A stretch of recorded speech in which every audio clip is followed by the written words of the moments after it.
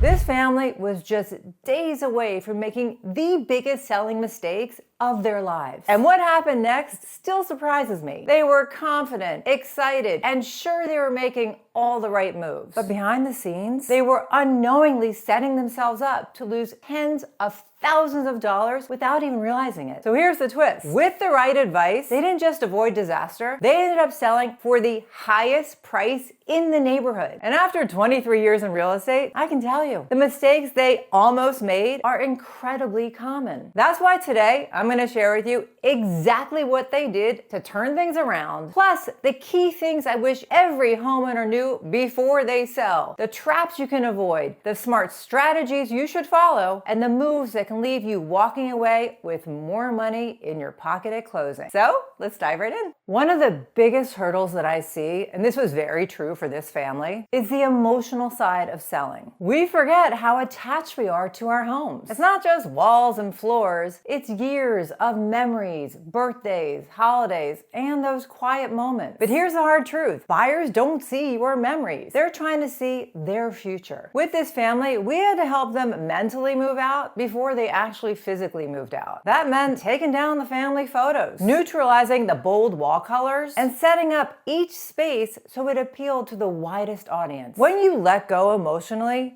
you unlock the ability to market your home as a product, not just as your home. And that's where the magic starts to happen. Now, don't get me wrong, I'm actually not opposed to having some personal photos up. I mean, people do live here. You just need to be strategic in what you present to make the house feel like a home without too much distraction, so the new buyers can see their family living here. Now, one thing that I see over and over, and it wasn't just with this family, is the belief that every dollar you put into your home will come back to you. I wish it worked that way. But the truth is, buyers don't care how much you spent on upgrading your fancy garage or your super specific closet system. They care about what matters to them today. When I walk this family through their prep, we focus on improvements that had broad buyer appeal, fresh paint, well-maintained landscaping, and small but meaningful repairs. Not the personal touches that, while meaningful to the seller, often don't add actual resale value. Another conversation we had was about timing. They were asking me, should we wait until interest rates drop? Should we time it with the school year ending? Should we hold out for the perfect time when the market's at its peak? These are really common questions, but I'm here to tell you that after 23 years of working as a realtor, timing the market, it's a gamble. What matters most is when you're ready, and honestly, more importantly, when the house is looking its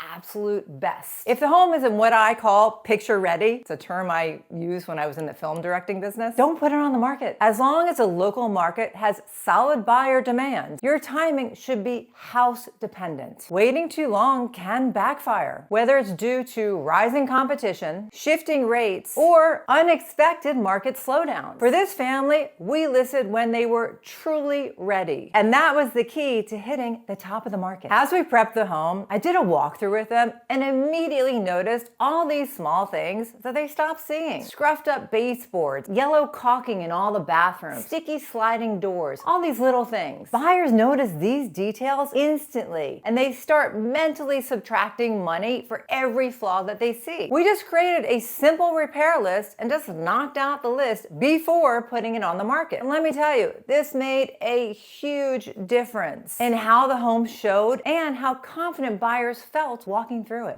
Now, let's talk about staging just for a second. This family was hesitant at first. They kept saying, our home already looks nice. Do we really need to stage it? But here's what I've seen after 2 decades. Yes, I am that old. Staging isn't a luxury. It's a power move. We focus on the most important rooms, the main living area, the kitchen, and the primary bedroom, and made sure they all photographed beautifully. I always use professional stagers if the house is empty, but if you're still living there, I work with my sellers to stage their home with their existing stuff, usually removing a lot of it. Then I'll bring in my bag of tricks for the bathrooms and other rooms. I bring in fresh orchids and candles, little staging items that bring elegance and newness to the home. Staging will transform the space from our home to someone's dream home. And that's what pulls buyers in emotionally. Once the offers came in, another challenge emerged. The family was tempted to wait, thinking maybe there's something better around the corner. But here's what I've learned. The first strong offer is often the best offer. Serious, motivated buyers, they move fast. They're watching the market closely and they are ready to act. We talked through the options carefully and they decided to trust the process, ultimately accepting an early offer that turned out to be the highest price that neighborhood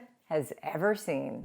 Of course, no deal is complete without inspections, especially in this market. Even in a well-maintained home, inspections will uncover something. That's normal. For this family, it was an older hot water heater and a few minor roof concerns, but they were prepared emotionally and financially. The key is not to panic, not to get defensive, and not to let small inspection issues derail the whole deal. We negotiated fairly, addressed the real concerns, and kept the closing on track. Marketing played a huge role in their success as well. They initially were planning on skipping the professional photos and trying to market cheaply, especially since the homes in their area are moving really fast. But here's the truth. Great marketing doesn't just get you a buyer, it gets you the best buyer. We invested in high quality marketing, and that's what brought in multiple strong offers and ultimately drove the price higher. Skipping that step, it could have cost them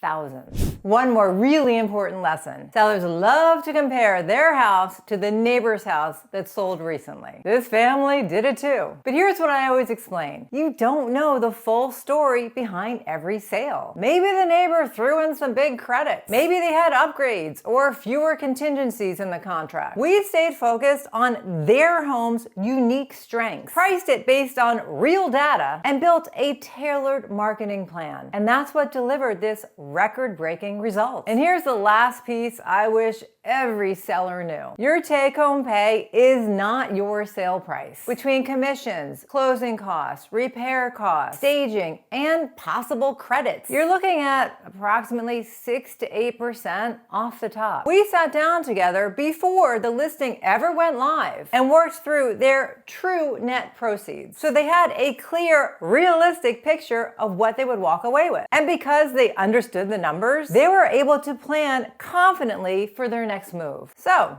what happened in the end? They sold faster than expected, the highest price in the neighborhood, with minimal stress and maximum clarity. Because they trusted the process, they avoided the common pitfalls, and made smart, informed decisions. And now you can too. If you found this helpful, do me a favor and hit the like button and maybe give me a comment below. I make these videos really to try to help you guys, so let me know if they're helping. And if you're thinking about selling in Maryland, Washington, D.C., or Northern Virginia, and you would like our help, just send me an email. We'll set it up. I'll come by. We'll walk through your house. We'll talk about everything. I'm happy to help. And if you missed the video where we go through the top 10 things you must remove from your home before selling, definitely check that out next. It's a good one. Thanks for watching. I do appreciate it, and I'll see you in the next video. Bye!